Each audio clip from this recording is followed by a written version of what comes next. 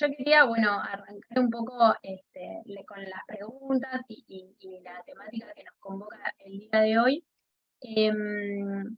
leyendo un poquito sobre, bueno, una frase que la verdad es que me resulta relevante hoy día, que es de Infancia e Historia, de George Agamben, que comenta que, bueno, el hombre, bueno, la mujer, el ser moderno vuelve a la noche a su casa extenuado por un párrago de acontecimientos, divertidos o tediosos, insólitos o comunes, atroces o placenteros, sin que ninguno de ellos se haya convertido en experiencia. Esa incapacidad para traducirse en experiencia es lo que vuelve hoy insoportable la existencia cotidiana. Y bueno, a mí me movilizaba para comenzar por acá, porque bueno, en algún punto esta temática nos mueve, nos conmueve, porque sentimos que en la escuela y en el cotidiano escolar pasan cosas que sí tienen la posibilidad de transformarse en experiencia, al igual que puede suceder con la investigación.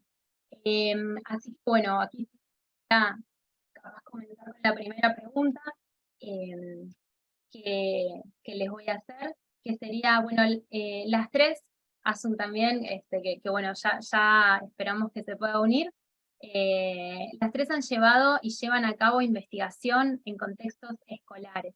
Me gustaría que para comenzar pudieran comentar alguna experiencia significativa que las haya interpelado, que haya cambiado, profundizado o desafiado su forma de pensar la escuela.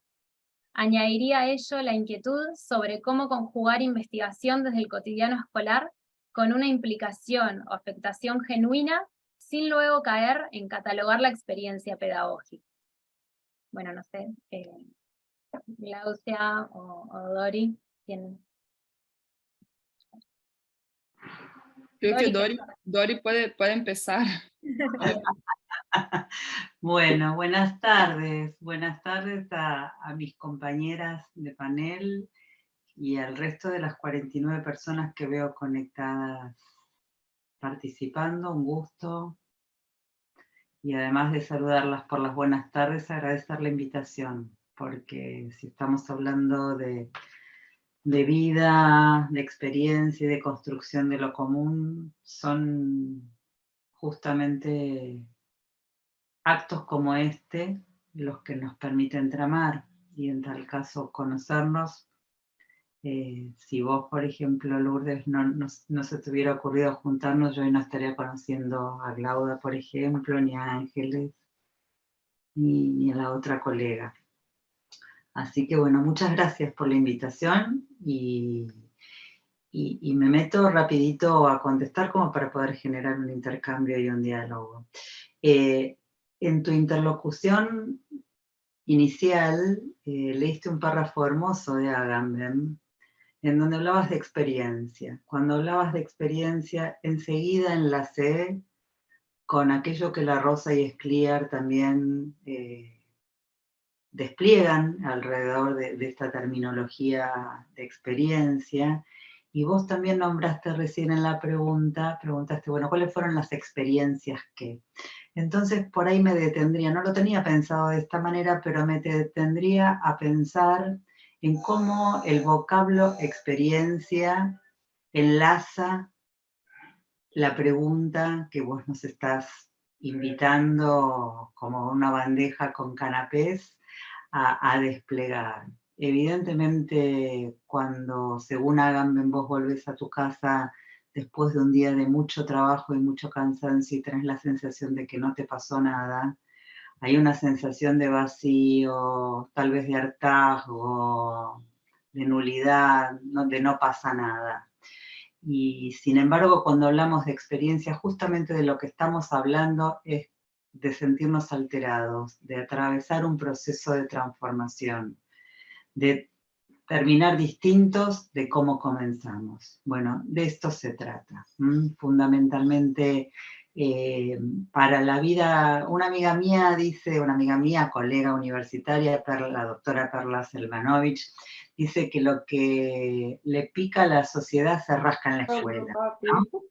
Y en ese sentido, lo que nosotros podemos decir es que la Espera que me escuela ponga mis es auriculares.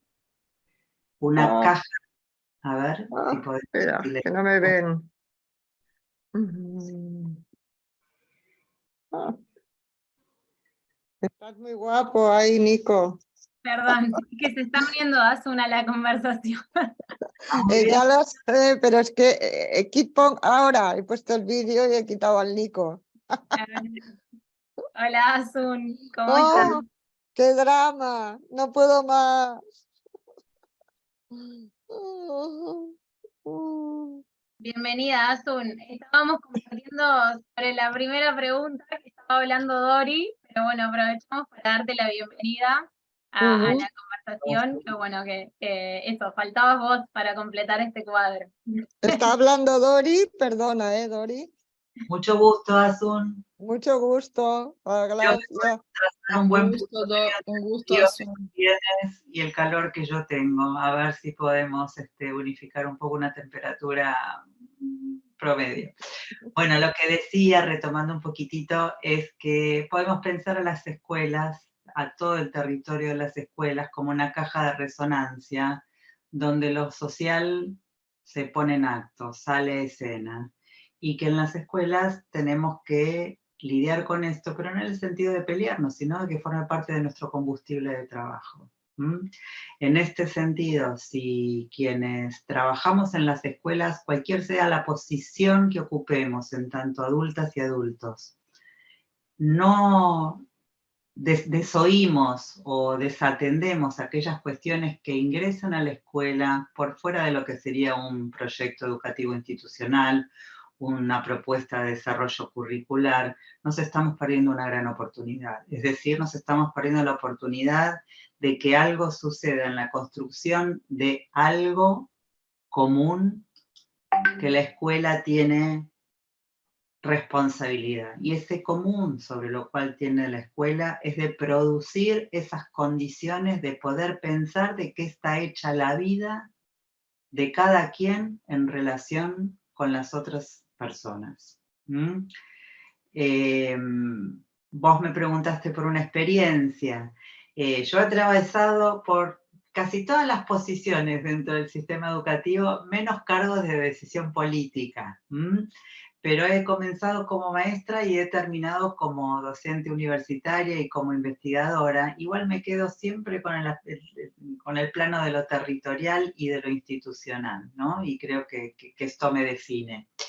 Pero cuando empecé a trabajar acompañando equipos directivos de escuelas secundarias, digamos, mi territorio de inserción son las escuelas para jóvenes y adolescentes, y lo que sucede en la vida cotidiana de estas escuelas en relación a cómo se realiza el pasaje de la cultura, considerando que le corresponde a la escuela el pasaje de la cultura, pero también le corresponde a la escuela y es responsabilidad de cada adulto y cada adulta que trabaja en la escuela considerar la singularidad de cada sujeto que ingresa, que transita por la escuela. Y también es responsabilidad de la escuela garantizar que quien ingrese a la escuela no solo que egrese, sino que tenga un tránsito tal que permita que salga distinto de cómo ingresó. No sé cómo venimos de tiempo, vos me vas diciendo, Lourdes, pero me gustaría contar en tal caso una primera experiencia que hace a cómo se atiende a la singularidad respetando un marco normativo, un marco de acceso a derechos. En la ciudad de Buenos Aires, desde el año 2002, fue obligatoria la escuela secundaria. Y esto trajo una serie de contratiempos que ahora con el diario de lunes los podemos pensar de otra manera, pero en ese momento la escuela secundaria en la República Argentina no era obligatoria, era optativa, y quien no entraba a la escuela secundaria, que además tenía examen de ingreso, podía hacer cualquier otra cosa. Me acuerdo que resonaba en el contexto familiar, o estudias o trabajás. Yo creo que de acuerdo al capital social y cultural que contaba cada familia, eran los niveles de acceso fragmentado a los distintos circuitos de consumo educativo. Pero pues bien, cuando la escuela secundaria no era obligatoria, no había lugar, por ejemplo, para estudiantes que se hayan quedado embarazadas. Si vas a ser mamá, no podés seguir estudiando, primero porque te vas a quedar libre de faltas. Primero lo burocrático y administrativo antes que lo humano. Y segundo, porque el sistema no contempla ni ahí la posibilidad de poder contar con alumnas que tengan que salir, por ejemplo, para amamantar o para cuidar un bebé. En ese sentido, en la ciudad de Buenos Aires, cuando en el 2002 se declara obligatoria, es decir, para cada adolescente le asiste el derecho del tramo de escuela media, escuela secundaria, no sé cómo se llama en cada uno de los países, al Estado le compete la obligación de garantizar el ejercicio de ese derecho, primero en forma artesanal, pero luego tomando tinte de política pública, se empezaron a construir lazos y redes institucionales para poder garantizar la escolaridad de aquellas estudiantes que estaban embarazadas o acababan de ser mamás, o tenían que ir a la escuela con niñitas o niñitos deambulando. Muy artesanalmente, primero surgió de una de las escuelas, después otra escuela la copió, después estas dos directoras junto con una supervisora fueron a golpear las puertas de los equipos de gestión y paulatinamente empezó a sistematizarse una política del gobierno educativo de la Ciudad de Buenos Aires con asignación de recursos y de cargos y de un equipo técnico especializado que hoy día es Plan Nacional, el acompañamiento a alumnas madres, alumnos padres y alumnas embarazadas. ¿Y por qué a mí por qué lo tomo como un ícono esto? Porque realmente tuvo su dificultad instituir una gramática escolar que contemple la posibilidad de que alumnas madres, alumnos padres, alumnas embarazadas, alumnas y alumnos institucionalizados por problemas legales, a alumnos y alumnas internados por cuestiones de salud, esto vuelve pregunta y vuelve pregunta de trabajo y vuelve pregunta de trabajo de responsabilidad social y política al Estado educativo de cómo se garantiza el derecho a la educación de cada uno de esos adolescentes, de esos adolescentes. Y yo creo que esta es una experiencia que bien vale para pensar cómo lo común no brota espontáneamente, sino más bien surge de una decisión obstinada política de hacer girar la rueda en un sentido ético y profundamente convencido de que la educación es una política estatal para la cual, bueno, cada uno de los agentes, cada quien desde la posición que ocupa, tiene algo que aportar. No sé cómo vengo de tiempo, pero me parece que por ahí yo diría paso el mate aquí o allí en Uruguay, no sé cómo es en Barcelona y en Portugal, pero recibo después lo que ustedes me quieran convidar. Bueno, capaz, no sé si Glaucia querés continuar y después sigue Asun, ¿les parece? Sí, Estábamos con la primera pregunta, por las dudas. sí. Bueno, quería agradecer a Lourdes, a todos los organizadores del coloquio. Me parece un espacio muy importante, riquísimo de pensar juntos, de conversar juntos. Agradecer a mis compañeras de trabajo, de pensamiento, de jornada, Dori y Asu, un placer enorme conocerlas, aunque virtualmente. Espero estar conociéndolas personalmente en alguna oportunidad. Pensé cuando recibí la invitación de Lourdes que me parecía importante como para aportar a ese debate, a esa conversación. Y me parece que voy un poco en la dirección de Dori en términos de hablar que es casi imposible pensarmos en conversar sobre cotidiano escolar y no hablarmos de dos elementos fundamentales para pensarlos.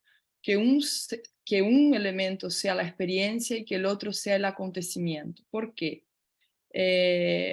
Eso va muy en la dirección de algo que estamos vivenciando. Siempre estuvimos vivenciando eso, pero me parece que hoy es como que un poco más nítido en términos de preocupación de investigación, que es el hecho de que nosotros en educación, en el campo de la educación, estamos siempre muy preocupados en seguir modelos educativos, ¿no? Actualmente mi investigación viene en la dirección de pensar, utilizando esos dos elementos, que es la experiencia y el acontecimiento, pensar desde un lugar que lleva experiencia y acontecimiento como elementos constitutivos de modulaciones pedagógicas. Entonces dejamos de lado modelos educativos y vamos en dirección a nutrir y alimentar esos cotidianos escolares a partir de modulaciones pedagógicas. Y en ese sentido me gustaría compartir con ustedes una experiencia muy singular. Ella está narrada con más detalles en el libro que publiqué a partir de mi tesis doctoral, que tiene como título Trazados nómades de la pedagogía. Y esa experiencia es una experiencia típica de un cotidiano escolar, es un campo muy híbrido, porque en realidad yo trabajo con filosofía de la educación, pero trabajo en ese espacio en que la filosofía es una herramienta para pensar cuestiones específicas del cotidiano. Y el cotidiano tiene sus propias herramientas. Entonces es como un hibridismo investigativo muy interesante. Y la experiencia que quería compartir con ustedes es de un proceso alfabetizatorio que fue la base incluso de la investigación que sigue en curso, que es la investigación actual sobre modulaciones, que es la experiencia de un niño en su proceso alfabetizatorio que tenía todo vamos a decir así, ese dibujo clásico, ¿no? Del niño que es difícil, que tiene que estar al lado de la maestra, porque ese niño tiene un cuerpo muy, muy inquieto. Ese niño es un niño que ya tiene una anamnesis familiar, ya tiene hermanos que ya están afuera de la escuela porque la escuela no lograron estar en la escuela, ¿no? O la escuela no logró recibirlos, en fin, toda esa historia que ya conocimos de una imagen de exclusión, ¿no? Este niño acompañé en una clase de alfabetización en Brasil, en el Instituto Superior de Educación de Río. En el mes de septiembre de aquel año, en un consejo escolar, se había decidido que ese niño, era casi cierto que ese niño iba a quedar en ese momento político. Los niños, no había lo que hoy hay en Brasil, que se llaman progresiones automáticas, ¿no? El niño iba a quedar retenido en ese espacio, ¿no? Entonces mi lucha interna en ese momento era decir, bueno, ese niño experiencia y ese niño tiene que expresar esa experienciación.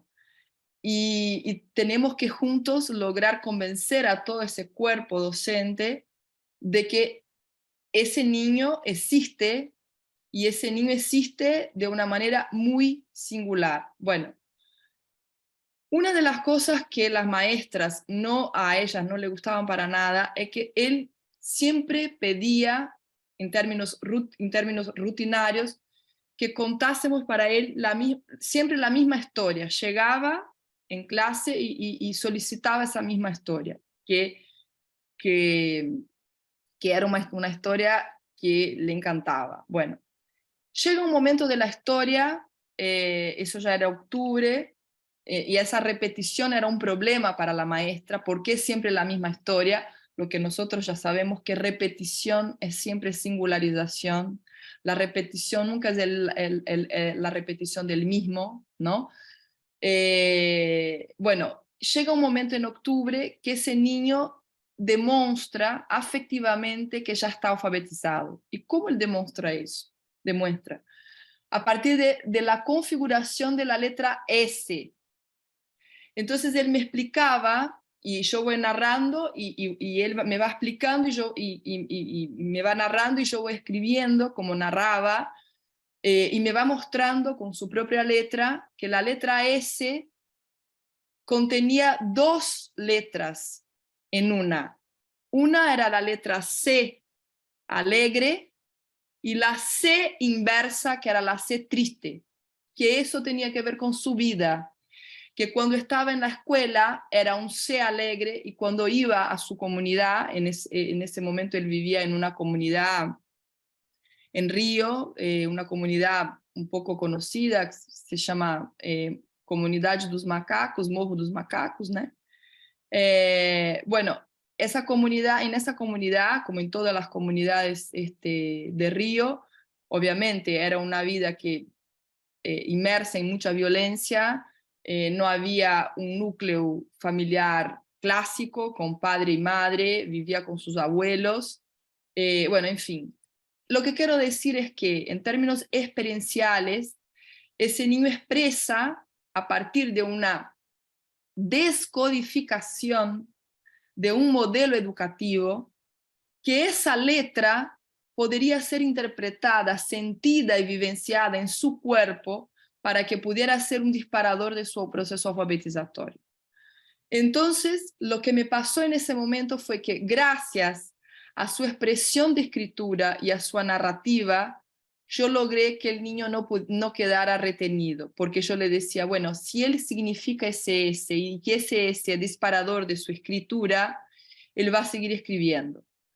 Bien cortita la historia para decir, bueno, yo creo en una pedagogía menor, soy defensora de una pedagogía menor, estudio una pedagogía como un saber modular, no como un saber modelar, y esas pequeñas historias nos demuestran que la experiencia siempre es algo que tiene que ver con esos dos elementos, que es el elemento relacional, por lo tanto acontecimental, y que es el elemento afectivo, ¿no? Y me parece que el proceso de afección, ¿no?, de sensibilidad, es un proceso que concierne no solamente a los que están en procesos de aprendizaje como estudiantes, pero especialmente, principalmente, procesos afectivos docentes, aquellos docentes que están en movimiento de enseñar a aprender, ¿no? Y que en esos movimientos pueden de alguna manera vincularse al acto de aprender como un acto genuinamente modular, singular obviamente. Entonces quería también como Dori presentar esa historia como un poco, como una historia de esperanza en relación a qué es lo que estamos haciendo con nuestros espacios escolares en la contemporaneidad, y con como esperanza de que de hecho los modelos solo existen porque alguien moduló en algún momento. Entonces esa sería mi contribución, mi mensaje y mi fuerza de pensamiento actual. Gracias, Glaucia. Bueno, capaz escuchamos a Asun con lo que viene a compartir también Bueno. en relación a la experiencia y bueno, la investigación Bueno, buenas tardes. Primero disculparme porque he tenido problemas de entrar y no pude escuchar todo lo que dijo Dori, pero bueno, ya lo que escuché me sugirió. Y agradecer a Lourdes el poder estar aquí y poder compartir con vosotras. Yo voy a empezar con un trazo biográfico, no os cansaré con mi biografía, pero yo nací en una escuela. Nací en una escuela porque mi abuela era maestra de escuela y entonces la maestra tenía una escuela, hay una casa, perdón. Entonces no sabía yo dónde acababa la escuela y dónde empezaba mi casa. Pero, y eso me hace reflexionar sobre las semillas que fructifican tarde, esta semilla no fructificó hasta muchísimos años más tarde, que tuve la oportunidad, y en esto me conecto con Dori, de trabajar en territorio. Trabajar en territorio porque trabajaba en el Ayuntamiento de Barcelona y era un momento en que nuestro país salía de la dictadura. Entonces, varias mujeres que estábamos trabajando en el Ayuntamiento de Barcelona nos juntamos y diferentes, o sea, había psicólogas, pedagogas, maestras, y yo empecé a trabajar en la escuela, aunque yo no era maestra, pero investigación y formación y espacio escolar estaba todo unido, o sea, era como un trabajo compartido, un trabajo colaborativo. Y esto hacía que muchas fronteras se rompieran, porque el territorio real y el territorio simbólico se hizo transitable, ¿no? Entre cada una de nosotras desde nuestro lugar y compartiendo los lugares, ¿no? Uno de los entres que para mí surgió muy interesante fue entre el pensar la educación y hacer educación. Era algo que se daba a la vez, entre enseñar y aprender, porque yo personalmente aprendí una barbaridad, porque si bien había estudiado, no había pisado demasiadas escuelas. Entre experiencia y pensamiento, y esto enlazaría con Glaucia, ¿no? También de la importancia de estar allí, ¿no? De estar ahí y de estar problematizando lo que pasa y lo que nos pasaba a todas en las escuelas, entre deseos de transformación y materialización de esos deseos que siempre estaban en movimiento. Entonces, para mí esto fue una experiencia singular y yo diría que desde esa experiencia es que yo me enamoré de la educación y surgió, seguramente enlazando con mi abuela, ese deseo de enseñar y de estar en la docencia, en la investigación, en la formación. Entonces, una característica de esa época que he conservado es la preocupación por las voces de las criaturas y los jóvenes, ¿no? En este caso, bueno, sabemos que en las escuelas estamos influyendo, o en la educación, en las biografías de las personas.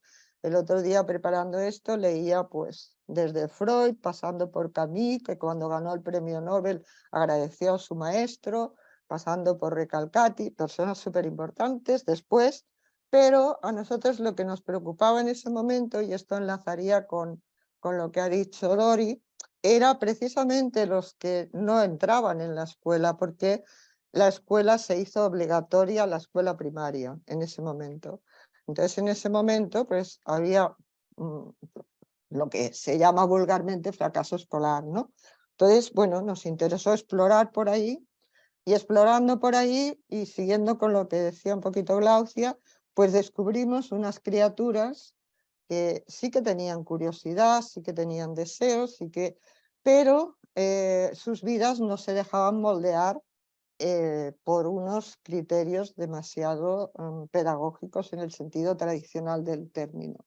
Eran criaturas llenas de vida y curiosidad, y como anécdota diré la frase de una de ellas, que porque creamos un cierto espacio para los niños y niñas que no podían ir, que salían rechazados, los fracasados, y un niño le preguntábamos si estaba a gusto en este espacio. Dice, sí, porque aquí os importa lo que pienso, ¿no? Entonces, esta frase para nosotras tuvo una gran resonancia, ¿no? Porque es como si a partir de ahí, de esta escucha, de esa visibilización de él, se hubiera sentido con su palabra, el valor de su palabra, ¿no? Como dice una poetisa contemporánea, con un trazo de su existencia. O sea, él estaba allí y era Pedro que pensaba, no Pedro que está ahí sentado, ¿no? Entonces, con esta experiencia con maestras, pues aprendimos eso, a nombrar situaciones, conflictos, necesidades que aparecían en las aulas y, como vosotras decíais también, a vivir esas tensiones de lo social, que en ese momento concreto era un social poco estructurado, lo cual permitía hacer muchas cosas, ¿no? Que a veces cuando las cosas se organizan demasiado, a veces no dejan para la expresión. Y por otro lado, también como había un cierto tanteo de que las experiencias pudieran surgir de abajo arriba, ¿no? Esto fue muy interesante. Y también pude descubrir diferentes estilos docentes, que también Recalcati en su libro habla de esto, pero que para mí, porque él da mucha importancia a la voz, pero para mí era muy importante también la mirada, los gestos, cómo se enlazaban saberes y cómo las relaciones también tenían un lugar, cómo se hacía como un entramado, ¿no? Entonces, digamos que esta experiencia me transformó y cuando tuve la oportunidad de entrar en la universidad a tiempo completo, tuve también la suerte de entrar en un equipo que se llama Esfera, que también tenía esta preocupación porque la formación de docentes y lo que pasa en la universidad tenga relación con lo que sucede y la problemática que aparece en las escuelas, en los centros, ¿no? Para mí, el que un decreto, digamos, un decreto político decidiera que la investigación solo se hacía en la universidad, para mí fue una pérdida y desde luego fue una pérdida de toda esa dinámica. Tuve la suerte personalmente de este encuentro con este grupo, pero también vi cómo los estudiantes que se formaban estaban alejadísimos de la realidad, ¿no? Porque también ellos habían pasado quizá por unas escuelas con espacios muy colonizados, con guiones muy marcados. Por ejemplo, una anécdota también que me llamó mucho la atención era de una alumna de prácticas que hablando con una niñita, eh, como para ponerse a la altura de la niñita, le decía, oye, la niña le decía, oye, ¿tú a dónde vas? Le decía la de prácticas, y la de prácticas decía, yo a mi casa a merendar, y la niña le decía, yo a mi casa, pero no a merendar.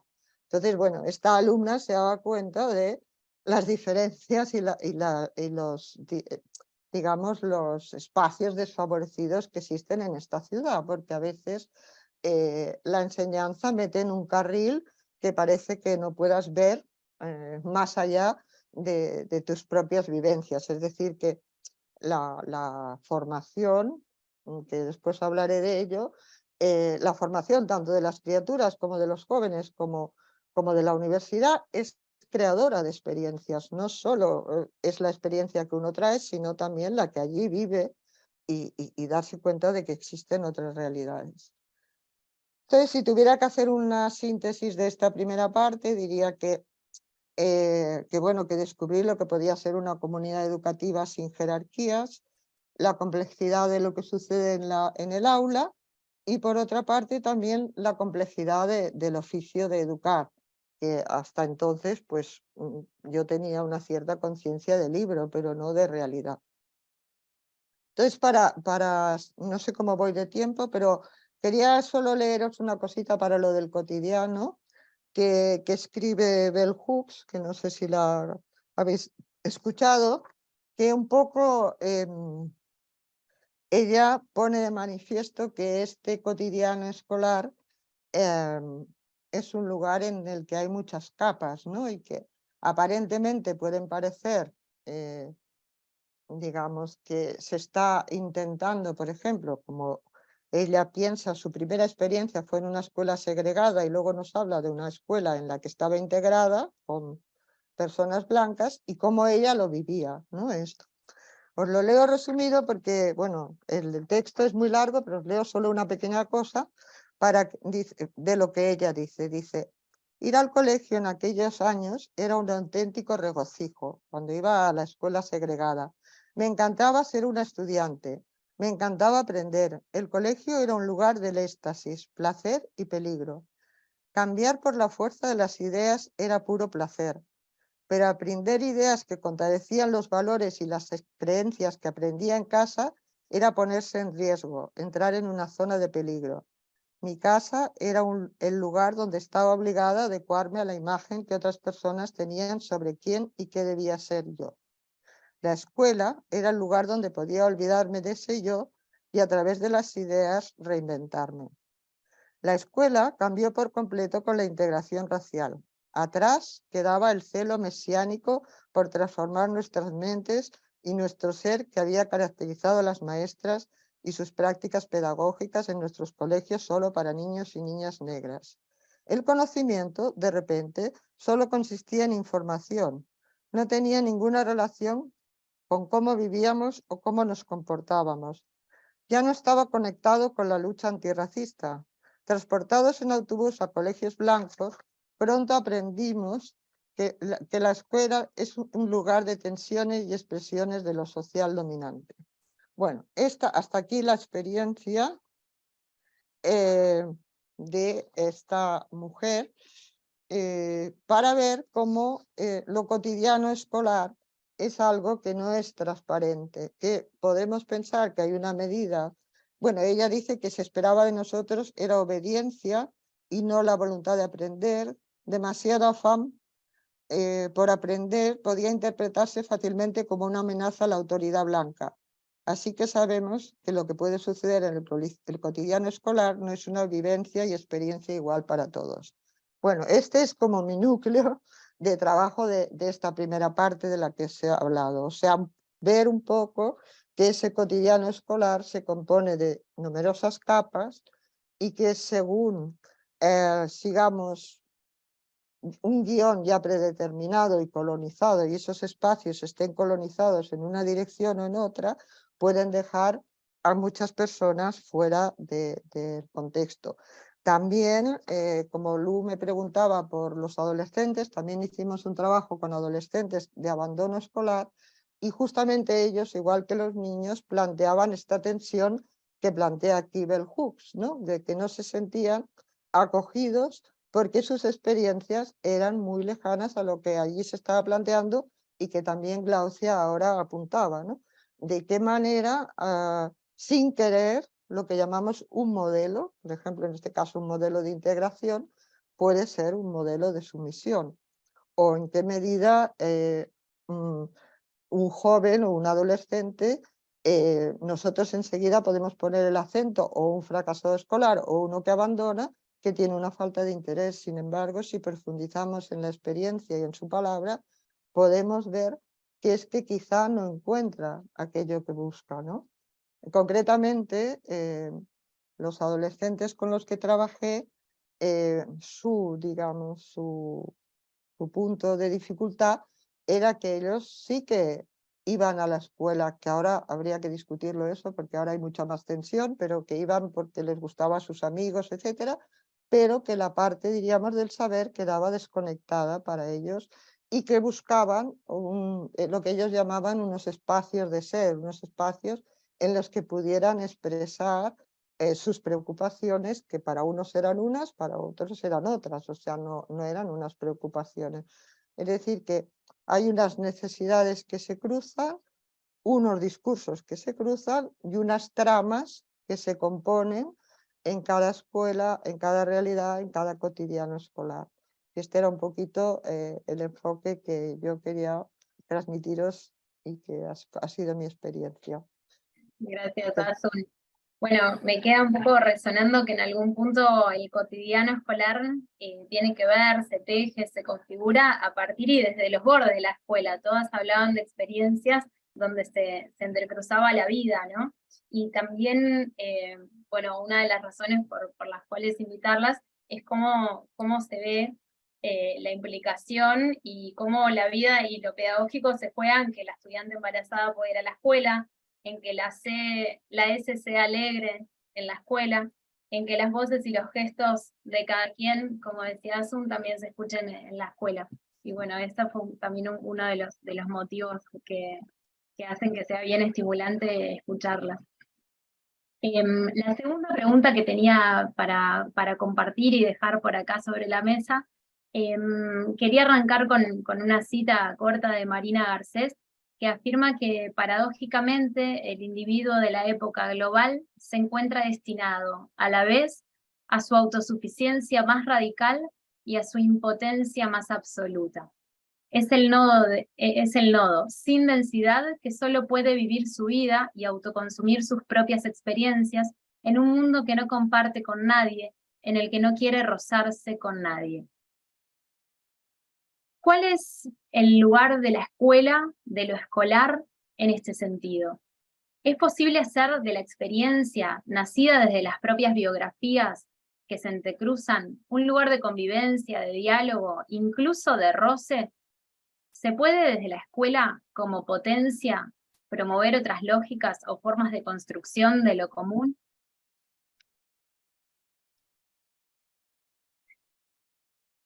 No sé si quieren arrancar en el mismo orden o bueno, alguna que, no sé, como quieran.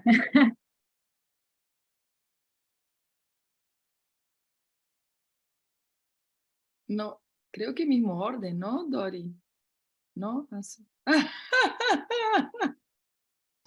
¡Qué viva, qué viva! Después me dejan pensando cosas que no puedo comentar.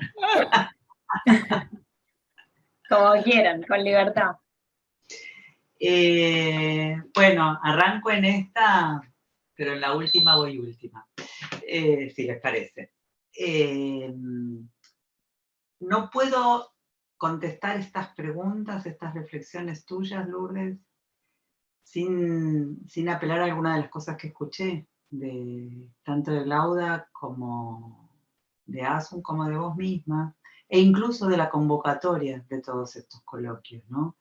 Recién cuando Asun hablaba de las capas de lo cotidiano y en, digamos, lo colonizado que tiene, ¿no? Cada una de estas capas, yo pensaba bueno, que estos coloquios que ustedes están organizando en un punto son como una conversación asincrónica entre capas de lo escolar, capas de lo institucional, capas de lo educativo, en donde ustedes decidieron, con muy buen criterio, entrarle caleidoscópicamente, ¿no? Pero creo que mucho de lo que estamos diciendo aquí abreva en los títulos de los próximos encuentros, y abreva y dialoga, ¿no? Por otro lado, y como para contestar esto que vos decías recién, ¿no? Para mí es muy interesante esto que señaló Lauda, que desplegó en su libro de Trazados Nómades de la Pedagogía, que quiero leer y quiero conocer, en relación al arco que ella traza, pero que también lo traza Asun, retoma Asun, en la tensión que se dibuja entre lo que sería el molde o la modulación, ¿no? Sí. La estructura o el acto de creación / acontecimiento. Porque en el molde, en el modelo, en lo molar, en la estructura, todas figuras sinónimas, existe como un escáner que solo tiene la posibilidad de leer aquello para lo cual el escáner está programado.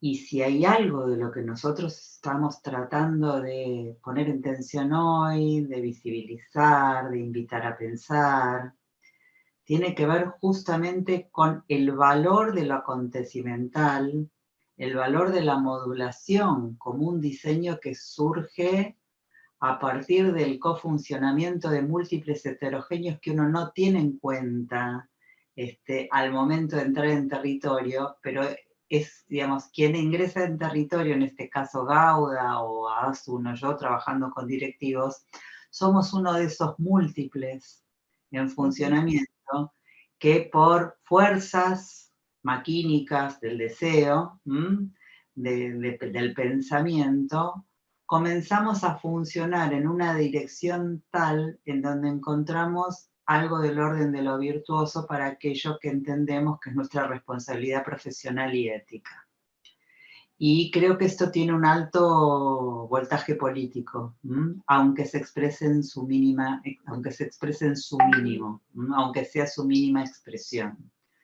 Dicho de otro modo, las políticas de lo minoritario permiten justamente pensar cómo se juega en lo político, la política a la luz del pequeño hecho.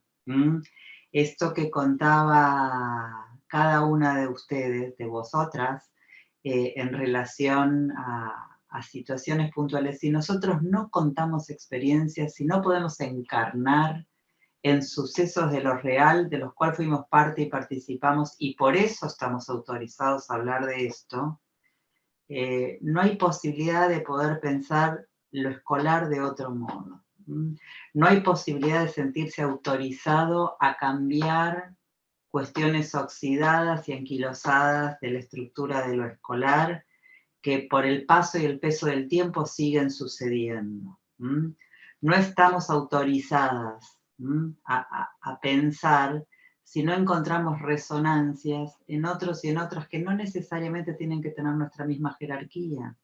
Tal vez tenemos que poder poner a disposición esa sensibilidad o ese genuino desconocimiento, autorizándonos, diciéndonos, la verdad que no sé. Yo pensaba que si hay algo de lo común que nos atraviesa y que de tan grande que es, no lo podemos palpar como un elefante al interior de un bazar, es todo lo que desconocemos respecto a la potencia que tiene el mundo de lo escolar para producir el saber. En donde si acallamos nuestras voces del mandato, si acallamos todo el deber ser que responde a una moral, que responde a una retórica, del cual no nos tenemos que arrepentir ni dar latigazos en las espaldas. Fuimos formados por esa matriz también, ¿no?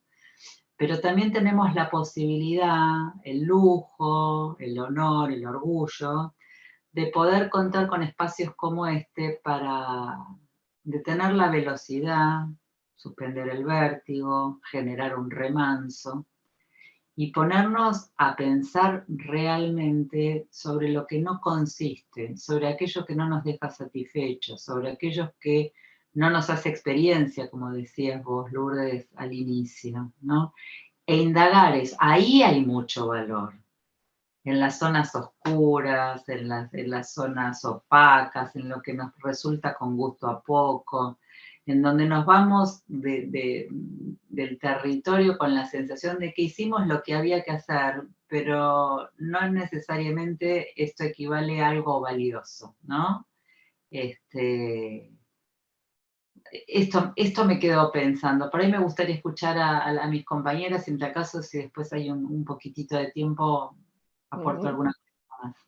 Mira, yo como antes he llegado tarde, ahora me adelanto, ¿no? Creo que has dicho una cosa muy, muy interesante y es que el acontecimiento lo tenemos tan cercano que tenemos que tener como la humildad de pensar en el no saber. O sea, yo pienso que ahora en el mundo que vivimos muchísimo desorden, se han roto muchas costuras de nuestro cotidiano aquí en España, supongo que con la globalización es así en todas partes. Los tiempos y los espacios están colonizados por la lógica del mercado, que es de ahí donde saca esta expresión Marina, la lógica del rendimiento, de la productividad, ¿no? Y todo esto está creando subjetividades que llegan a las escuelas, ¿no? O sea, y claro, ¿qué es lo que está sucediendo delante de, yo diría, de esta falta de ser? O sea, de una manera muy sutil se está favoreciendo la ignorancia, la soledad, el quiero puedo, que no es tan así, etcétera, ¿no? Toda una serie de cuestiones que van dejando a las personas muy encerradas en sí mismas, ¿no? Y eso lo vemos, pues, sobre todo también en secundaria, cuando llegan a la universidad.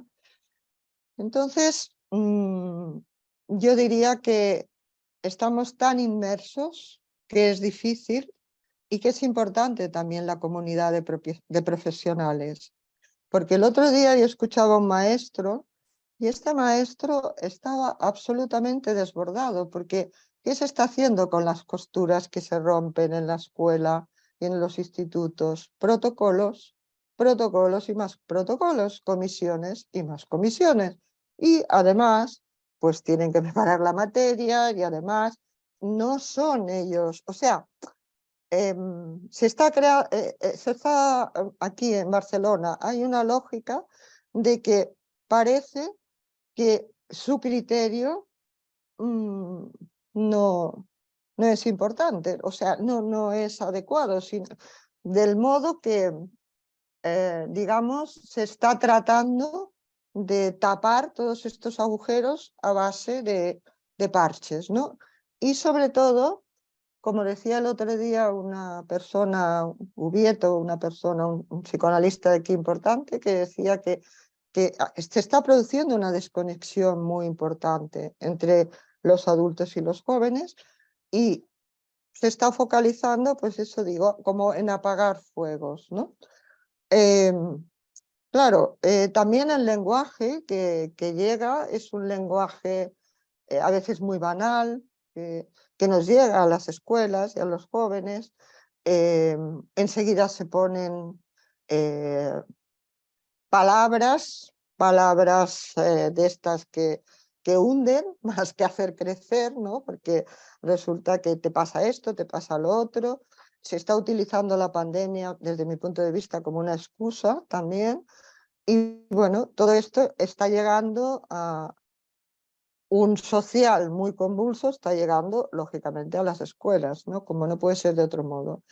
Entonces, nosotros, como apuntaba ahora Dori, pues estamos, diríamos, y también esto lo apunta Marina Garcés, autorizados quizá a aportar nuestra verdad con un criterio ético, pero no es la verdad, es una pequeña verdad de alguna cosa que podemos observar, podemos apuntar, pero yo creo que es un trabajo común el que necesitamos para abordar estas cuestiones y no parcelado, porque a veces es verdad que en los institutos hay integradores sociales, no sé qué, pero cada uno va por su cuenta y no hay una manera como de unificar y de integrar, es decir, de que la vida de alguna manera se abra paso, porque es muy importante.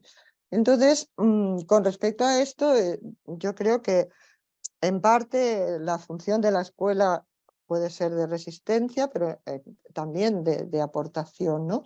Y respecto a esto, yo creo que hay una cosa muy importante que es el hecho de que los niños y las niñas, y esto me refiero a una experiencia que tuve en una escuela, sientan que crecen por dentro. O sea, los niños en una escuela de una maestra de primaria, de quinto de primaria, cuando la maestra les preguntó qué me podían explicar a mí de lo que les gustaba de la clase para que yo lo pudiera explicar a los alumnos de la universidad, ellos dijeron que uno de ellos empezó diciendo que lo que más le gustaba es que la maestra les ayudaba a crecer por dentro. Entonces yo les pregunté, bueno, ¿y eso de crecer por dentro?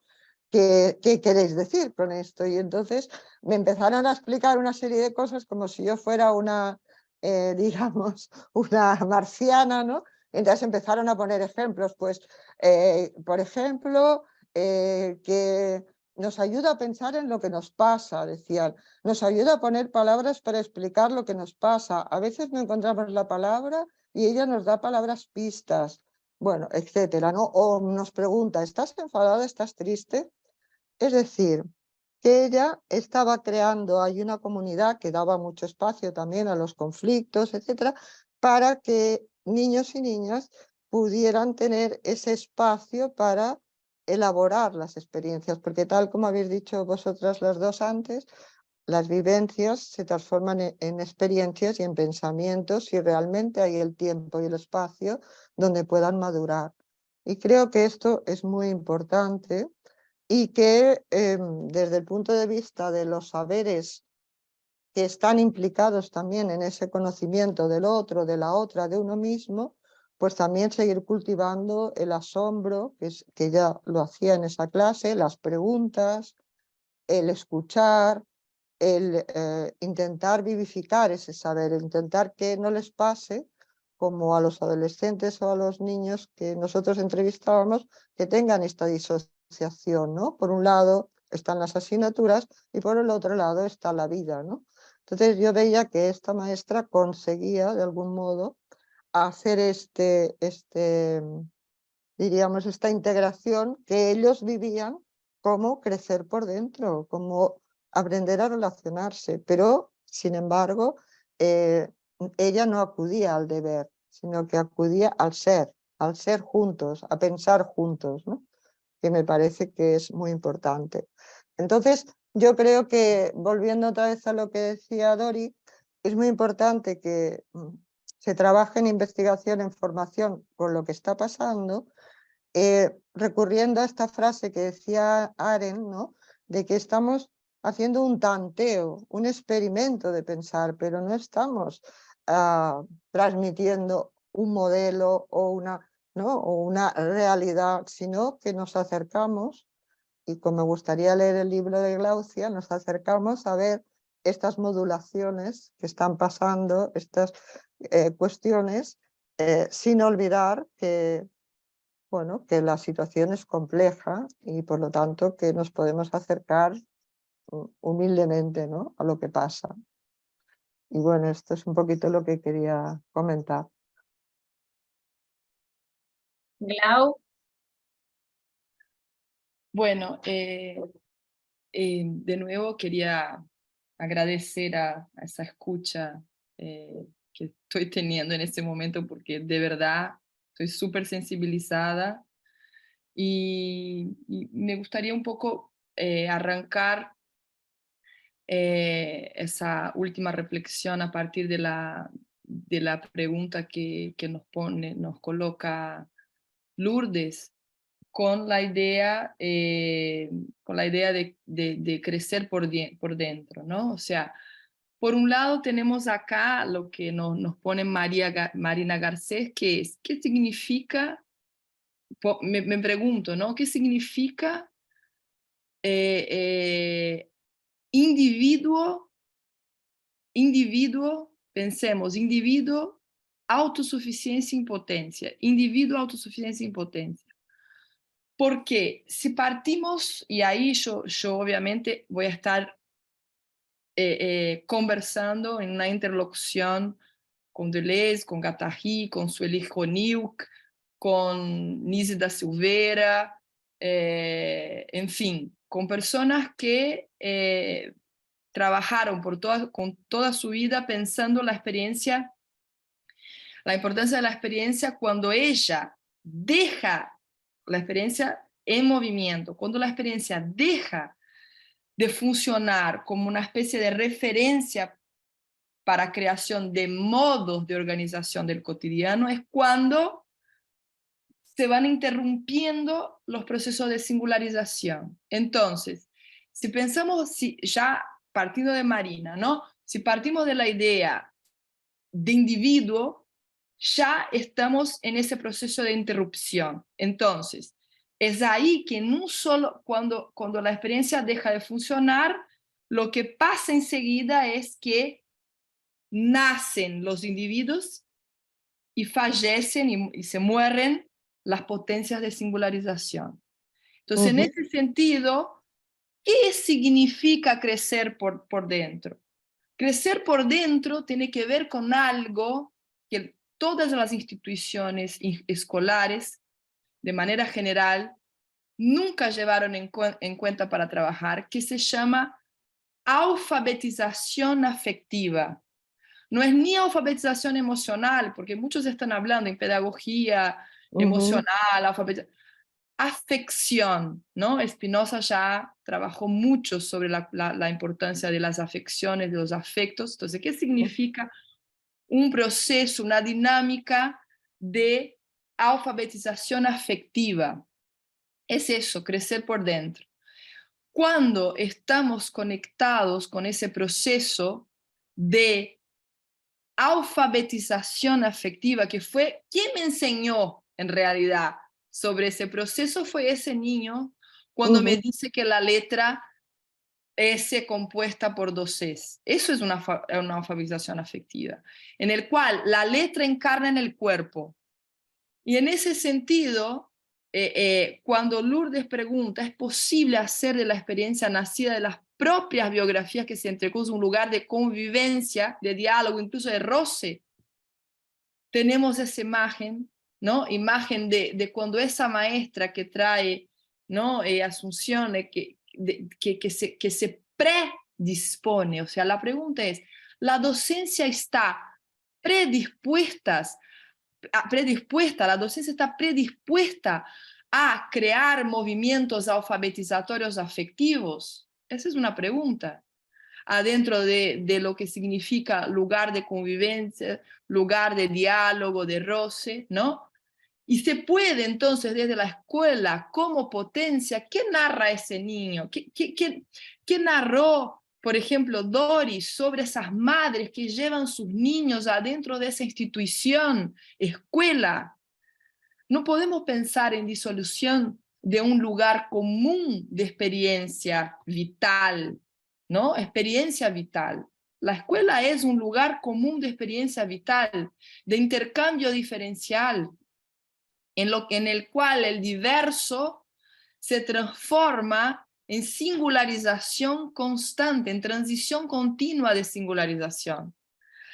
Así que bueno, lo que pienso a partir de formas de construcción de lo común es que la escuela es sí ese espacio en el cual si se cría, es un dispositivo, la escuela es un dispositivo genuinamente afectivo. Entonces me parece que si pensamos y encaramos eso desde ese lugar, podemos vislumbrar la posibilidad de desindividualizar y potenciar singularizaciones. Me parece que es eso, ese es el gran desafío de reexistir la escuela, no de resistencia de la escuela. Me parece a mí. Sí, quería decirte, Glaucia, que también la cultura es un recurso que genuinamente lo que busca es el que podamos convivir, vivir, entendernos mejor, ¿no? Lo que pasa es que se fragmenta, ¿no? Se separa y entonces queda como algo muerto, ¿no? Bueno, los saberes quedan como desafectados, sin pasión, sin necesidad, sin gusto, ¿no? Exacto, exactamente. Y todo ese movimiento que vivimos en la contemporaneidad de decir familias y más familias, vamos a educar nuestros hijos adentro de casa, ¿no? Vamos a educar nuestros hijos en primera infancia, nosotros somos capaces. Entonces, me preocupa muchísimo porque la defensa de la escuela es la defensa de un lugar común, de un reencare de ese proceso alfabetizatorio afectivo, en el cual nosotros necesitamos nos reencontrarnos. Sí, un poco tomando, puedo, ¿no? Sí. Tomando esto último que se dijo aquí, ¿no? Yo insisto, por ahí, metiendo todo a jugar a la cancha. Creo que aquí la pregunta del millón es cómo atender a todos sin dejar de mirar y atender a cada quien. Esta es la pregunta que a mí me parece que todo lo escolar tiene que sentirse atravesado, comprometido, pinchado, molestado, incomodado, porque justamente yo creo que la mejor garantía de de escaparle al proceso de individuación en pro de sostener las singularizaciones, tiene que ver con constantemente estar mirando allí, en la singularidad de cada experiencia, qué aprendo de esa experiencia singular para potenciar y hacer girar para otros lados. En ese sentido, yo no sé, te escuché, Asunción, decir algo que para mí fue una pregunta y sigue siendo durante mucho tiempo, esto de la idea de los parches o de apagar incendios. Acá es muy común en la Argentina decir, escucharle decir a los docentes, nos pasamos apagando incendios, ¿no? O somos valientes bomberos voluntarios, como dice una canción aquí. Y tal vez nosotros podamos cambiar la valencia de la idea de parche. Claro, sí, Y sí. encontrar en la idea de parche como remedio mirado desde la estructura y del molde del modelo, encontrar lo virtuoso del parche como un acto de creación que puede mirar exactamente lo singular allí donde se expresa. Los parches como una posibilidad de crear mundo. Y Así creo es. que en relación a la alfabetización afectiva a la cual te referías, y me gusta esta idea, voy a tener que leer y estudiar un poquito más. Tal vez la pregunta que pueda enlazar y que nos relance a futuras cuestiones tiene que ver con qué condiciones de formación docente estamos en condiciones de garantizar Eso quería hablar yo ahora, sí. para facilitar y legitimar y autorizar esto de que un acto de creación, una expresión minimalista, una modulación singularizante, tienen su valor, tienen su peso, tienen su legitimidad y le hablan a los chicos y a las chicas reales que vienen a la escuela, y a los chicos y a las maestras y a los maestros reales que trabajan con estas personas. Bien, bueno, la verdad es que confiaba en la potencia que iba a tener esta conversación, asincrónica, como decía Dori, porque sin duda va a seguir hablándonos y diciéndonos cosas después de que termine este Zoom, va a seguir hablando esta conversación. También, bueno, me quedo mucho con esto de los espacios que nosotras como, bueno, docentes, como también viviendo en el territorio de la escuela, necesitamos para crecer por dentro. Este es un invento de espacio para crecer por dentro de nosotras, bueno, de mis compas también de doctorado. Esto que decía Asun de los lenguajes a veces banales que nos vienen dados, y bueno, quedo un poco pensando en la búsqueda creativa de otros lenguajes que nos permitan empezar a hablar más de la experiencia y de lo que nos pasa en la escuela. Y también, bueno, de la defensa de la escuela como un dispositivo afectivo y nuestra necesidad en esto de formación docente también de reconocernos en necesidad de alfabetización afectiva constante como docentes y como investigadoras también, que muchas veces pareciera que eso está mal, que no se permite o que queda por fuera. Bueno, quedo con todo esto como apuntes para releer y reafectarme también, así que si les parece pasamos a la última pregunta. Y bueno, en este caso también pedirles tal vez un poquito les había dicho aproximadamente 10 minutos, pero para dar un poco de voz a quienes están escuchando por acá, bueno, que seguro tienen también cosas para compartir con nosotras o para preguntar. Y agradecer porque aparte leyendo de quienes venían, sé que hay personas, bueno, de Colombia, Venezuela, Argentina, Chile, Brasil, de España, una belleza la variedad de procedencias, de estudios y de intereses e inquietudes, que sentía que, bueno, que me alegra que en diferentes latitudes esto resuene en nuestras vidas también. Así que eso, pasamos a la tercera pregunta y después damos para quienes quieran dejar algo en el tintero planteado para conversar y pensar. La tercera pregunta la voy a leer. Ya las iba a dejar hablar porque quiero seguir escuchándola. Bueno, y la tercera pregunta que iba a dejar planteada es en juego el cuidado y el deseo en la escuela y o en una investigación desde el cotidiano escolar.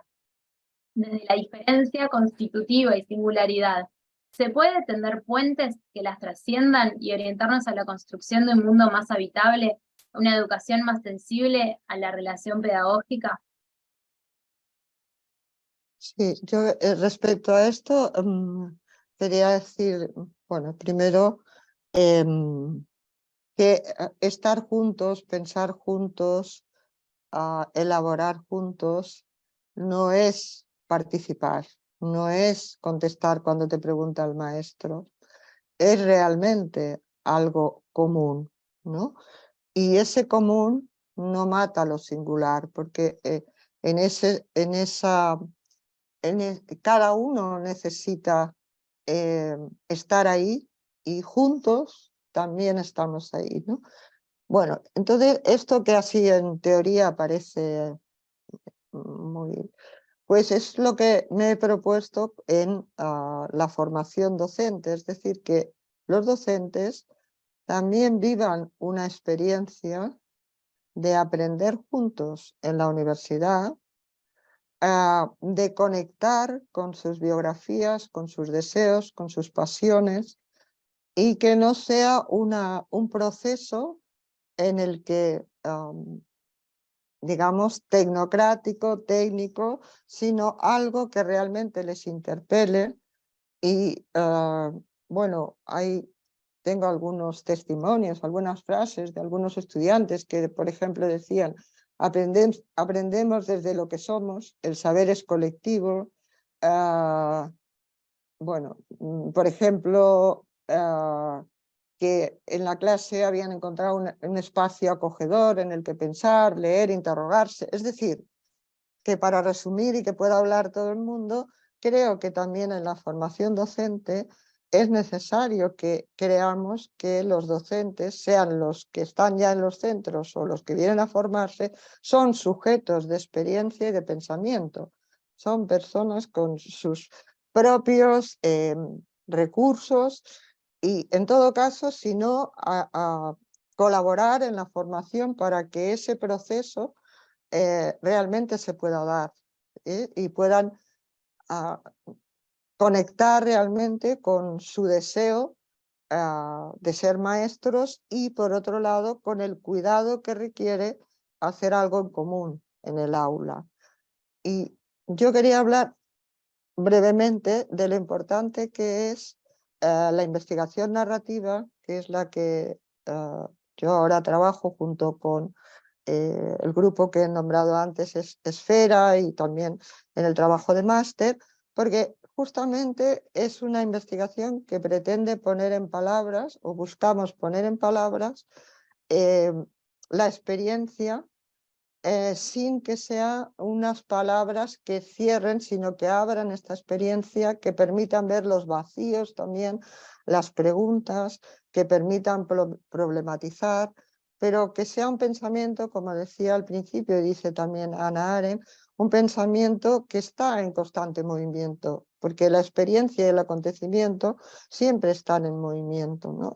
Entonces, encontrar esta manera de acercarse al mundo educativo, al cotidiano escolar desde la experiencia, hace que nosotros también seamos partícipes de esa experiencia, y al ser partícipes también pensemos en los elementos que son impulsores en la formación, o sea, que pueden ayudar, y también nosotros dejarnos transformar por esas experiencias, ver lo que no sabemos, intentar introducir nuevas palabras que nos permitan abrir esas experiencias.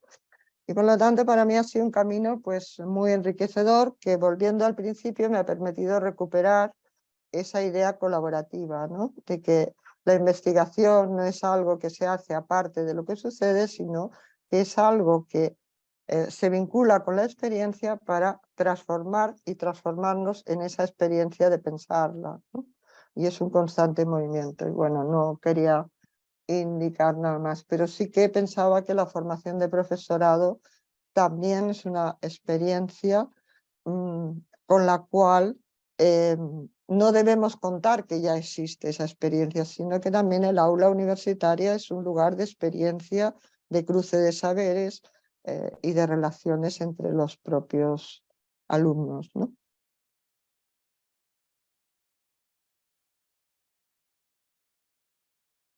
Gracias, Eh, Azul. No sé si habías terminado o si estabas mirando alguna punta. No, en principio había terminado a ver qué dicen ellas y que me sugieran ideas, porque me gusta más escuchar que hablar, que yo ya me conozco lo que digo. Pero bueno, no quería, como sé que hay muchas personas también ahora en los coloquios doctorales y en sus tesis doctorales que están desde esta perspectiva narrativa, intentando transformar y transformarse en esa experiencia de pensar. Pues me parecía importante señalar esto, que también es un fruto de la formación y del cambio un poco de paradigma que ya está llegando a personas que están ya haciendo sus propios procesos, ¿no? Claudia.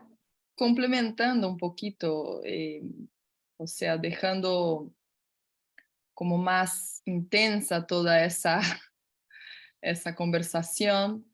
Lo que me gusta mucho pensar cuando hablamos en investigación y a partir de tu pregunta, Lourdes, es que en el campo de la educación, específicamente en el oficio del pedagogo y pedagoga y pedagogues, nos olvidamos bastante de la función primaria, primera del pedagogo, ¿no? Entonces me parece que cuando hablamos en investigación, en el campo de la educación, estamos hablando de un proceso, de un verbo, que no deja de ser un acontecimiento. ¿Y qué verbo es ese? Acompañar.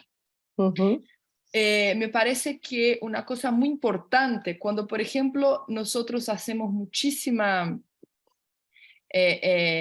esfuerzo para conversar con las ciencias dichas auxiliares, pedagogía conversando con ciencias auxiliares. ¿Qué la pedagogía pregunta a esas ciencias auxiliares? Ella pregunta, ¿qué es que podrías ofrecerme como herramienta para que yo pueda alegremente cartografiar en ese acompañamiento?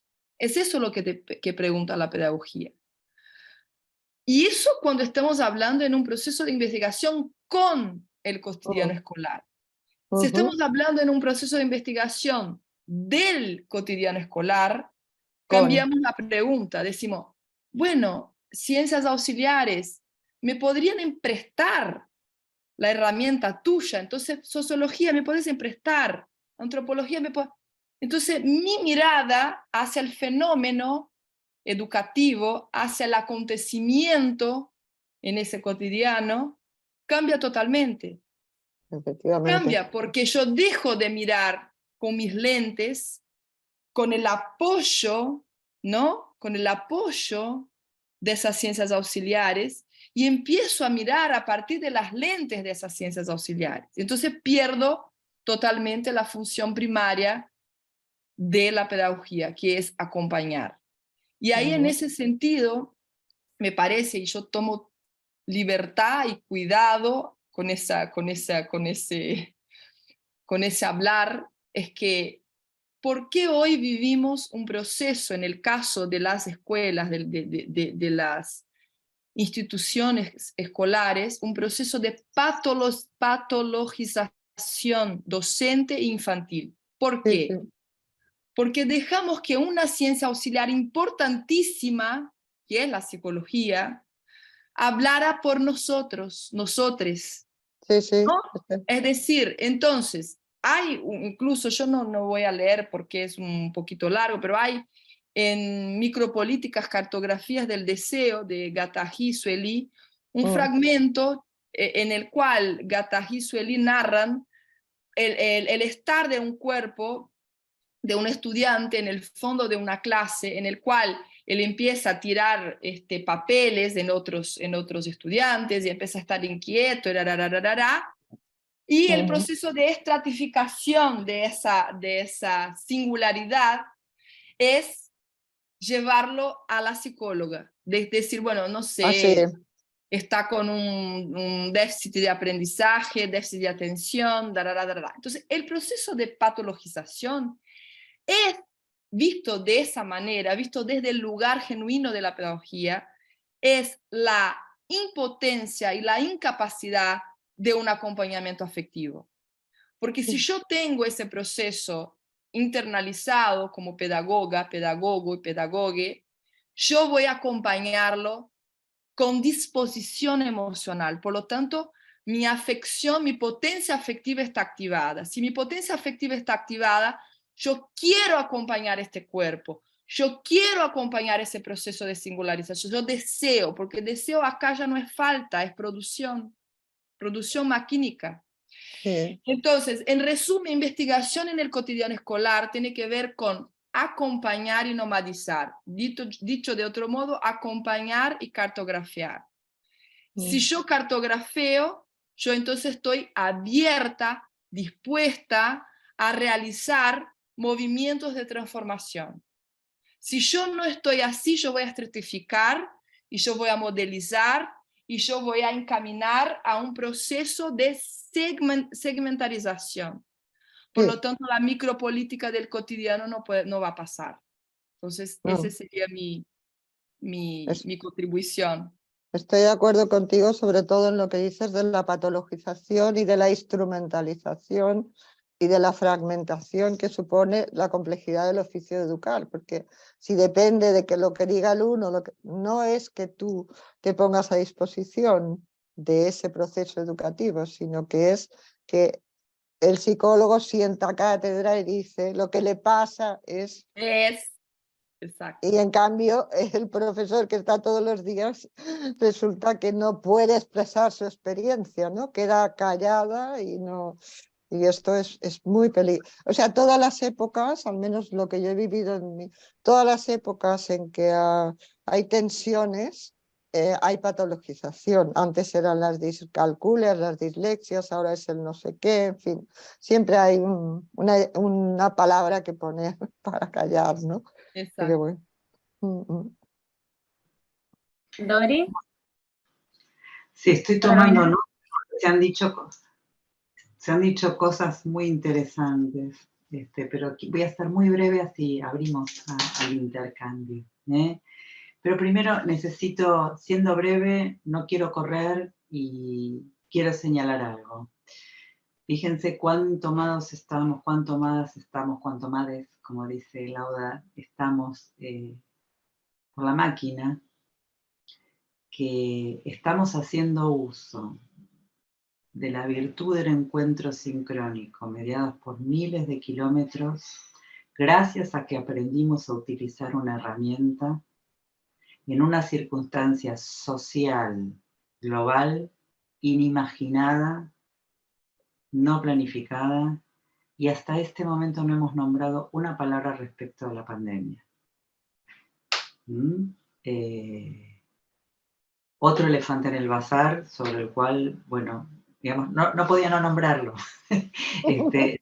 Necesitaba nombrarlo porque yo decía, bueno, si no, ¿de qué otro modo hubiéramos producido este coloquio? Si no hubiéramos tenido el beneficio secundario impensado de la naturalidad de este tipo de encuentros, gracias a algo que no fue bueno, pero que bueno, que cuando el río se retira, deja cosas, ¿no? Y entre las cosas que dejó esta posibilidad. De todas maneras, y para enlazar esto que acabo de decir con las políticas de cuidado y con la investigación, con la producción de saber, contarles que en mi trabajo dentro de la Flaxo, dentro de nuestro grupo de trabajo que se llama Vida Cotidiana y Escuelas, justamente, nosotros tenemos un grupo autogestivo de pares, formado por docentes, en general de escuelas para jóvenes y adolescentes. Cuando digo docentes, meto allí dentro al conjunto de universos de actores, es decir, distintas posiciones dentro de las instituciones, que veníamos trabajando antes de la pandemia con cierta frecuencia en una suerte de ateneos que se denominaban Ábrete Cátedra, en donde justamente lo que tratábamos de hacer era crear nuestras propias categorías, hacernos nuestras propias preguntas.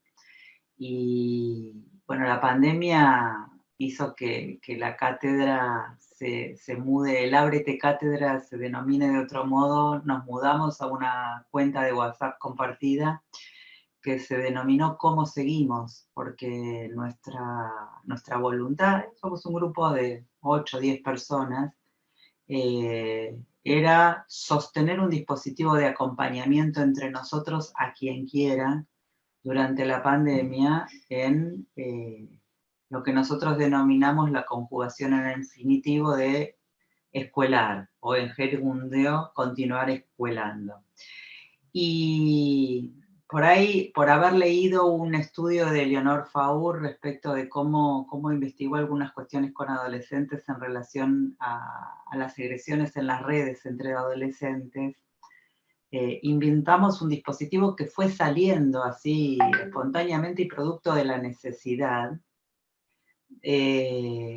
Y empezamos a alargar preguntas por WhatsApp, ¿no? Respecto a, tuvimos 3 tandas de preguntas.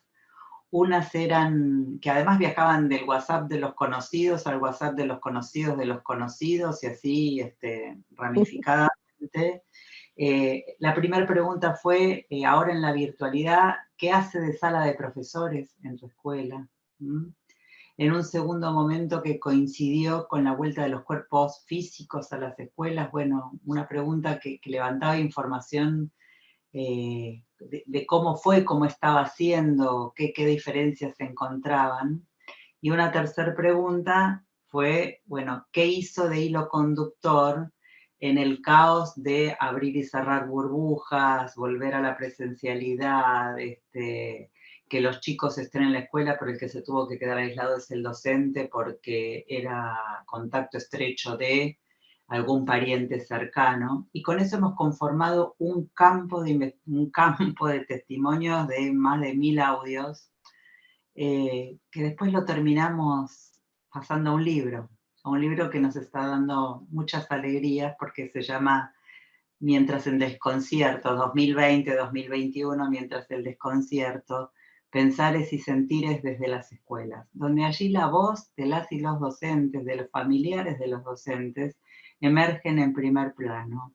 Y en verdad, sin pretensión de totalidad, porque muy humildemente dijimos que solo lo que pretendíamos era dejar testimonio de un tiempo que necesita ser pensado, que de tan próximo que lo tenemos, es difícil sacar conclusiones. De hecho, miren qué dificultad para hablar, que tenemos de algo que resultó tan próximo, pero que qué rápido que nos olvidamos, ¿no? Del uso del barbijo, bueno, y qué suerte por otro lado, porque pudimos volver a abrazarnos y a rozarnos, que también en parte en eso iba tu pregunta, Lourdes, ¿no? De modo que a mí me parece que los tiempos que corren requieren un poco de despojo de categorías viejas, de nombrar las cosas, de crear palabras o de inventar términos para nombrar lo que se presenta, porque como decía Humberto Eco, que la rosa se siga llamando rosa depende de nosotros, ¿no? Entonces, bueno, si la rosa no se llama más rosa, inventemos palabras para nombrar lo que acontece, que de verdad dibujen el contorno de aquello que estamos viviendo junto con, e incorporemos como criterio, y esta es mi invitación, que estamos militando en este momento en los grupos de investigación nuestros, invitemos a incorporar la precariedad como condición, digamos, dada la condición de época.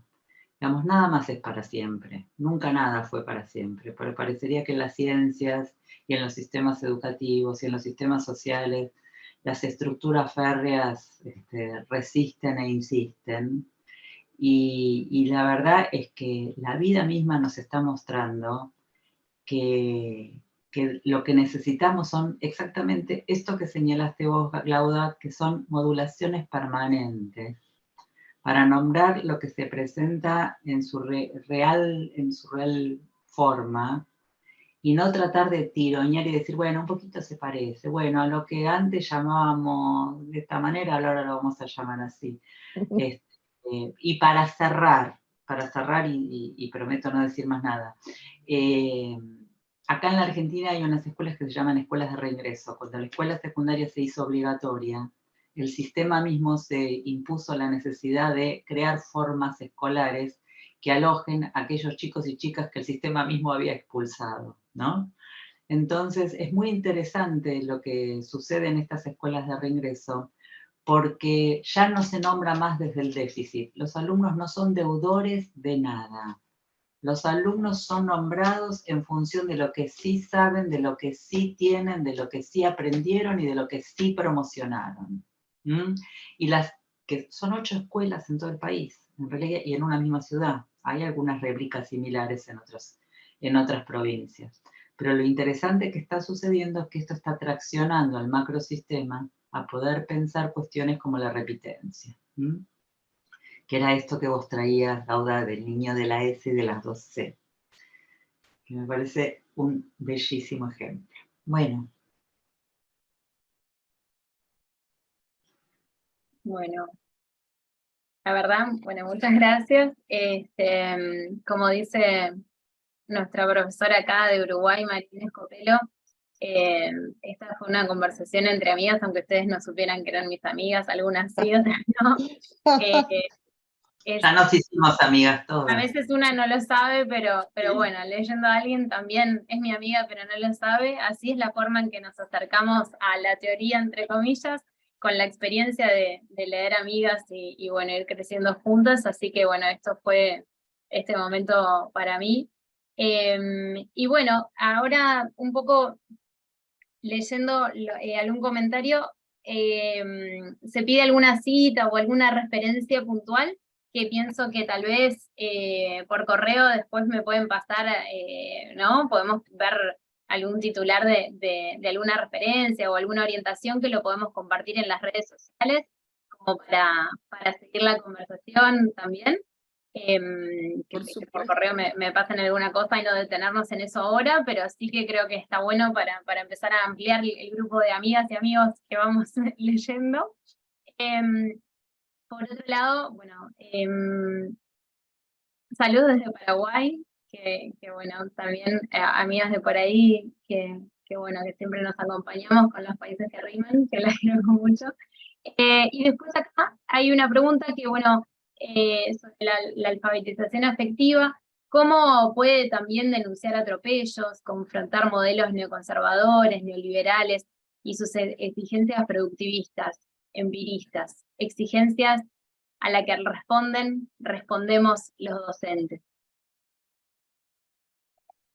Que bueno, que las tres han nombrado también cosas, bueno, estas influencias del mundo en el que vivimos. Azul también mencionaba el mercado, con sus demandas y sus lenguajes también, así que bueno, la dejo por ahí, capaz el resto también quiere comentar.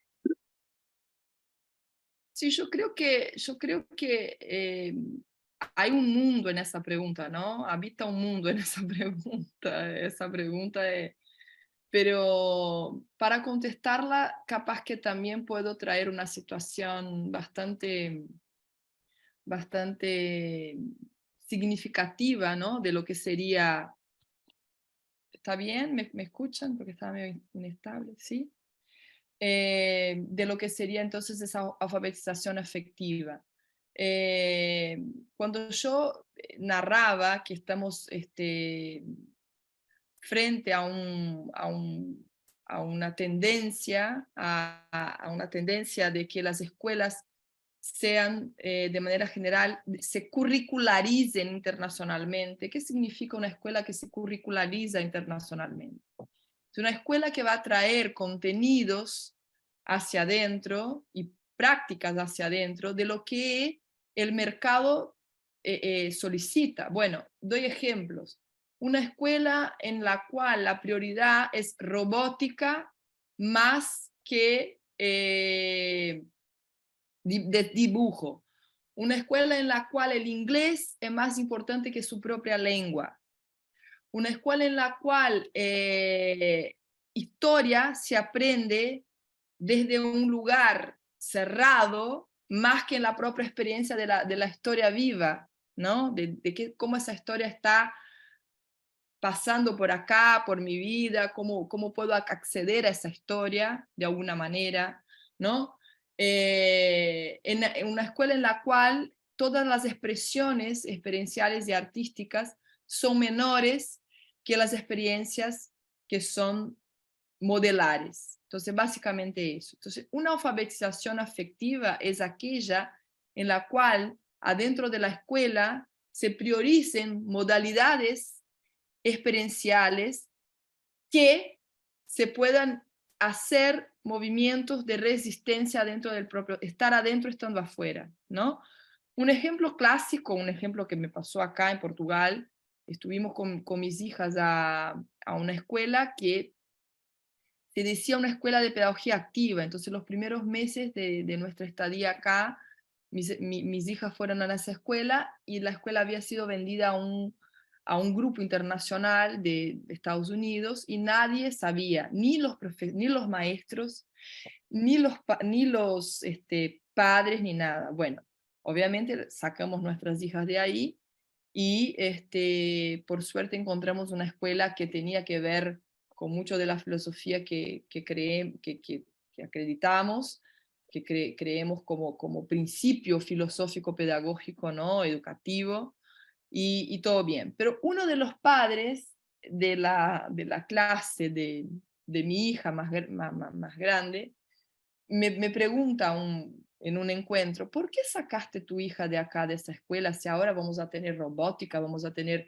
clases de informática, vamos a tener una carga horaria de inglés así, asado? Entonces yo le contesto, porque la prioridad actual, mi prioridad actual, y creo que va a seguir siendo por muchos años, es que mi hija aprenda robótica, informática e inglés en el tiempo que ella desee, pero la escuela no es mejor para mí porque tenemos esos contenidos. Para mí me importa qué tipo de personas habitan esa escuela, y eso tiene que ver con la alfabetización afectiva.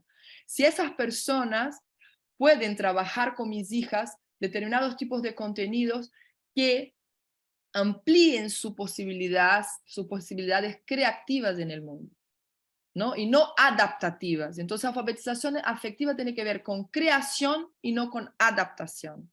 Yo me adapto al currículo internacional porque el currículo internacional me va a dar plata, me va a dar empleo, me va a inserir al mercado de trabajo, ¿Eso me interesa a una niña que tiene 8 años de edad ahora? Me interesa que mi niña hable inglés fluido con 8 años de edad. Y si ella un día me dice, ma, yo en realidad quiero hablar español, yo en realidad quiero hablar francés, yo en realidad quiero hablar ruso, ¿está? Como un mínimo ejemplo, o sea, yo desde ahí ya digo, no, el inglés es más importante, la robótica es más importante, ¿no? O sea, en términos de importancias, ¿por qué yo tengo que poner en un lugar más importante eso que otras cosas? Entonces, las importancias tienen que ver con procesos creativos y no procesos adaptativos. Es un poco en ese sentido. Sundari, no sé si quieren aportar esta pregunta que quedó planteada y bueno. Bueno, yo siempre creo que igual que para una madre es una elección, también para una docente es una elección. Lo que pasa es que siempre se plantea esa pregunta como si por el otro camino realmente esa persona o esos niños de los que yo hablaba no crecieran realmente, como si si esos caminos más adaptativos, trillados, que te adaptan para el mercado, realmente supusieran cambios internos, maneras de relacionarse con el mundo. Esto es un interrogante. Yo no creo que sea una disyuntiva, ni muchísimo menos, ¿no? Pero claro, cuando tú estás en una clase con unos alumnos, pues ahí está la trama que tú quieres poner en juego, ¿no? Y ahí hay una elección, claro. No tengo mucho más que agregar, me parece que es muy claro lo que dicen las colegas. Por ahí si pudiera reforzar algo, creo que volvería a la necesidad de repensar la formación docente en esta línea, fundamentalmente en esta lo de la alfabetización afectiva me dejó resonando, pero también en la alfabetización política, ¿no? Poder entender que quien se forma para maestro, para el ejercicio de la docencia, no puede dejar de pensar en clave de la relación entre el Estado, los mercados, las familias y las personas. Efectivamente. Allí donde estás pensando en un sujeto, digamos, de contextuar sociohistórico y políticamente aquello que realizamos. Solamente de modo de infidencia, porque total acá no se va a enterar nadie. Yo trabajaba en una escuela de gestión privada muy reconocida aquí en la Argentina, y en el proceso de mercantilización neoliberal de los 90 tenía un cargo de gestión importante, directivo. Me despidieron porque justamente lo que hacía era, bueno, resistir en un punto a la inclusión de la tecnología, los idiomas, las lucecitas de colores, que no digo que no sean importantes, por favor que no se malinterprete, pero digamos, creía que había otras cosas valiosas por los cuales la escuela podía brillar en su singularidad. Bueno, no fue la idea política de la escuela, y esto me habilitó para poder ingresar a trabajar en el Estado de Formación Docente, de modo que agradezco que me hayan despedido. Sí, sí, sí, no, efectivamente las condiciones y las tensiones en los oficios de lo humano son los que se resienten más, ¿no? Porque educadores sociales, educadores, integradores, también psicólogos de zonas, o sea, que están en territorio, digamos, pues claro, es como un movimiento constante, ¿no? de resistencia y de ir generando otras prácticas. Y respecto a lo que decías de los maestros, sí que lo considero súper importante, como toda la vida, como creo que también hacéis en Flaxo, ¿no? Que ese núcleo se ha trabajado conjuntamente, formación, asesoramiento, escuelas, colaboración, pues es todo como un nudo, ¿no? Que se expande y que es necesario. Todos, como decía antes Glaucia, todas las personas son necesarias, siempre y cuando se pongan al servicio de, no intenten. Bueno, yo les agradezco por acompañar, hablando desde la pedagogía, que bueno, se necesitan todas las etapas vitales, y bueno, me he sentido acompañada, espero que quienes hayan venido también, acompañada desde este lugar potente que es la conversación, que dura en nosotras, y bueno, también aprovecho para bueno, cerrar, agradecerles, y para invitar a quienes están por aquí bueno, a las próximas instancias que van a tener los coloquios, que la siguiente va a ser el 22 de marzo, con pedagogía y política, los sistemas educativos y los problemas pedagógicos contemporáneos en el debate internacional, y el 29 de marzo, sexualidad, sensualidad y aprendizaje, las políticas porosas de la educación sexual. En las redes sociales, bueno, pueden encontrar más detalles de esto y de cómo inscribirse, así que bueno, me alegra nuevamente haber compartido con ustedes en esta segunda edición. Bueno, un abrazo. Hasta luego.